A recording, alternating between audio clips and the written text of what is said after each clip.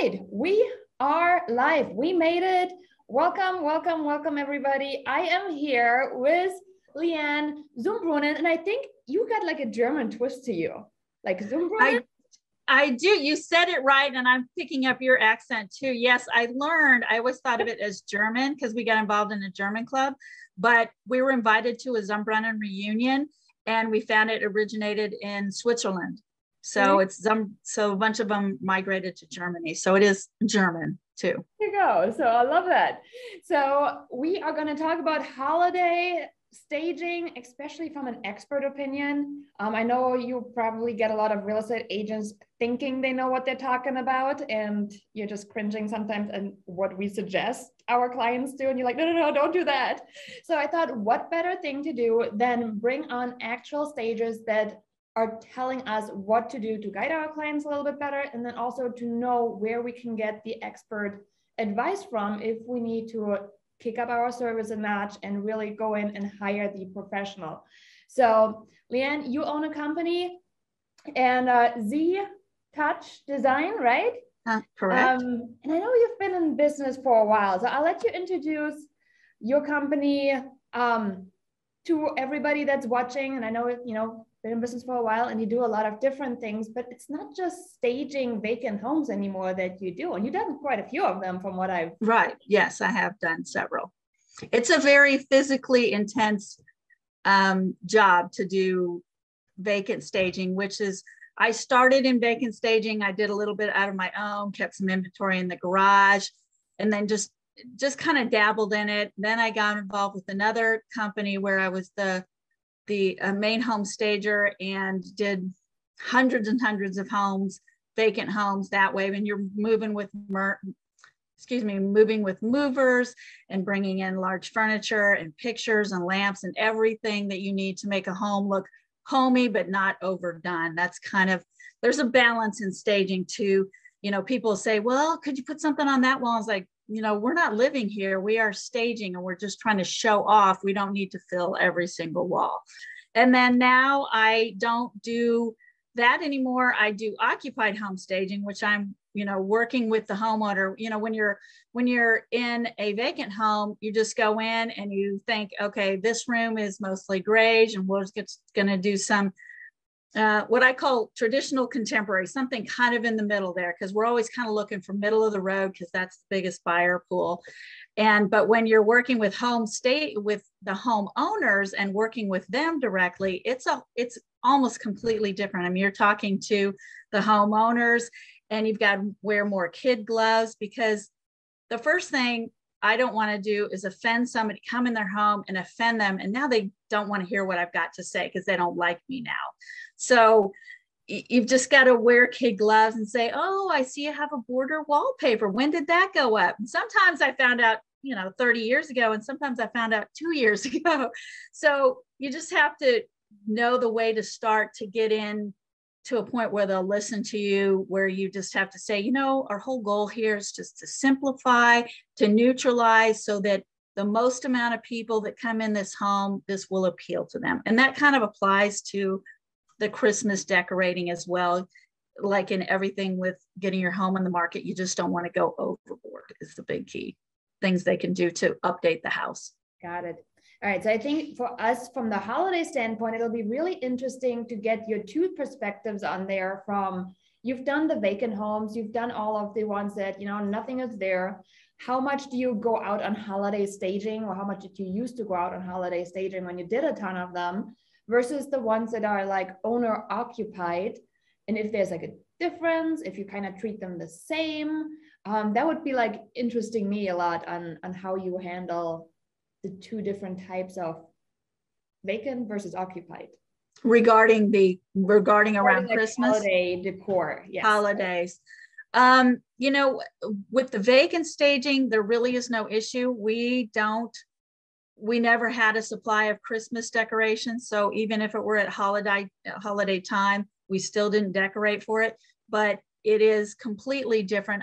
When you go on a Christmas homes tour, well, the Christmas decorations are why you're there. So they do go over the top, even though it might be a model home. It's a Christmas home. So they they deck it to the nines. You could put up a tree. My take on it and my suggestion is always go neutral, like stick with greenery and golds and silvers as opposed to a lot of colors.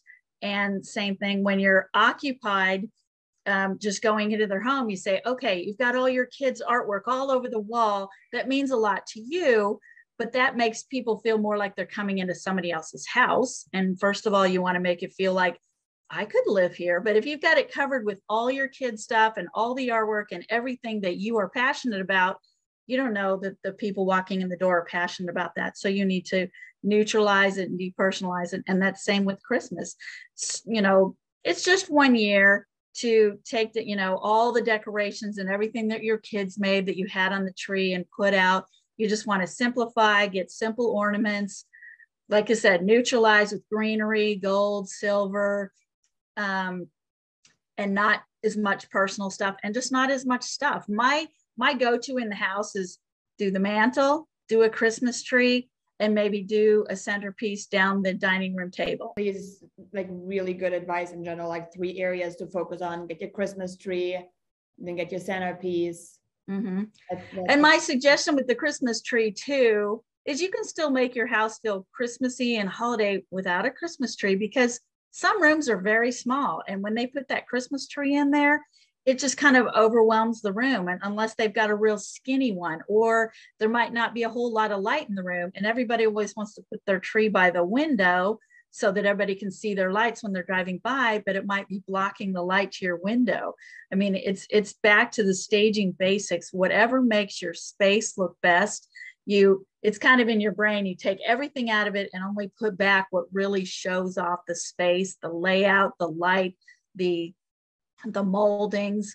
I mean, we're still selling the house, even though it's the holidays, we're still selling the house, not your stuff in the house. To say that's a good focus. So I'm one of the people that has way too many, personal pictures and things on the Christmas tree. It's got like the colorful lights because that's what my kids like right now. So it's right. really, like visually like overwhelming. So bringing it back to, we tell our clients to declutter their homes before, just to show off the space better and to let the new buyers envision themselves in there, as opposed to, seeing your kids on the tree, seeing your kids' artwork there. It's a lot of depersonalization that can help sell the house while yet still having a tree up. So I think I like that. I think it's good to know for us real estate agents, if we are encountering that situation of like, I don't have anything neutral. It's like, all right, come over to your client and give them a gift card to, a hobby store and say, hey, here's $100. Let me help you. Let's get it done. People will remember that. Yeah. And if my agent hands me $100 gift card to go shopping for new tree decor, I think I'd be a happier camper for it too. Yeah. So. I mean, I think that's a great idea. They would love that. Who wouldn't love that? Who doesn't like like going for, if you like holiday decor, you'll love going shopping for new stuff. Absolutely. Well, that's awesome. Yeah. So, all right. So we covered a little bit about the tree. And then the other piece that I'm always interested in is like your front door experience. So when they pull up into the driveway, they walk up to the front door, obviously with a yard, there's yard decor with Christmas that comes along, and then also the front door itself. So maybe we can hint a little bit on those 2 things, because I think that's always an interesting one. And obviously, shovel your driveway, right? That's the first one. Shovel your driveway, shovel your walkway, make sure people slip and trip. That's a big, they'll remember your house in a not positive way if they fall on your steps. I do believe that if it's Christmas and you always have a wreath, once again, I would just tend to push more neutral if you can. If you get one that's really colorful, it might evoke kids and stuff, which a lot of homes are meant for kids, but it could be a retired couple. So that doesn't have any kids and just is looking for a different stage in their life. And so I just feel like it's just always safe to go neutral on the wreath. Ideally, it's always nice. On the outside, I tend to lean towards, I know you mentioned colored lights, and kids love colored lights, I agree. But I think, once again, for neutralizing for the broader number of people, kids just want lights in general. And I think white lights is a good neutral thing to do. You're still appealing to kids with the lights, but you're appealing to a more neutral taste if you use the white lights. I guess the holidays just always seems to be very overwhelming too for like, showings and things. So the place setting actually is one of the things that I had a client point out to me. Long story short, I took the listing over from another agent. Their previous stagers had staged the entire table, was a complete setup. And my clients, my sellers then said, we don't want to do that. And I said, absolutely not. Just to the same point where you were hinting on having an entire holiday display table for daily living. If you live, do you have any like go-to centerpiece recommendations that you tend to do for the holidays? Right now on my table, I'm sitting at my table right now. I just have greenery, snowballs, and I don't know if I can trim this, and just some candles. And it's pretty simple and low. My husband has this rule because, sometimes I can go crazy and want to do these really tall things. And he's looking around me and going, okay, the rule is it has to be from here down because I want to be able to see you. I don't know if I'm just going to turn this really quickly.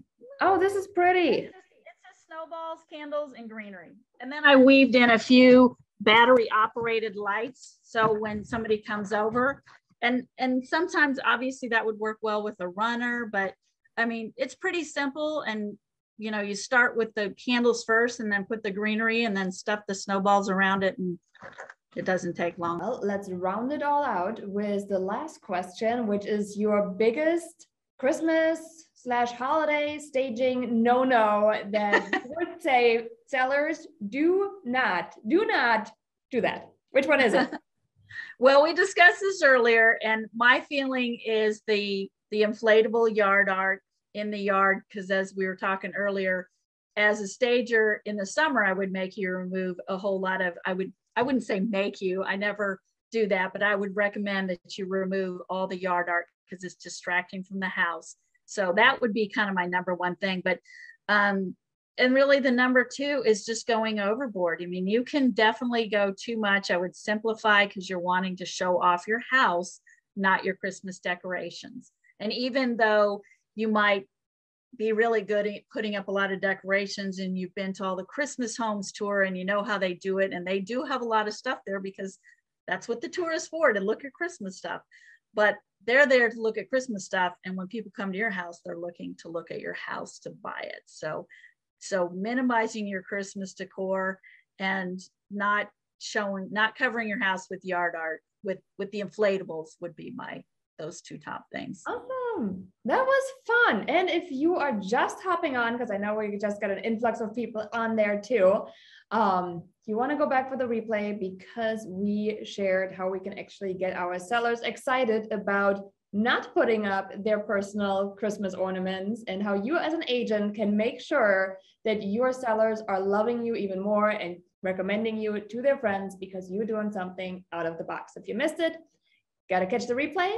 And thank you so much, Leanne. This was awesome. I think there was a ton of insights on here where sellers can use, as well as real estate agents can see where they can really make a bigger difference in their sellers' bottom line. So thank you so much for sharing and being on with us. You're welcome. I enjoyed it, Janine. Very nice meeting you. I almost forgot. You're serving what state? We gotta plug your company here. Kansas. So. I'm in the Kansas City area. So Kansas City borders Missouri. So for me to go to Missouri takes me 15, 20 minutes. Awesome. So thank you so much. Z-Touch Design. I'll make sure we'll get the website and everything blended in below so people can see it. Thank you so much. Happy holidays.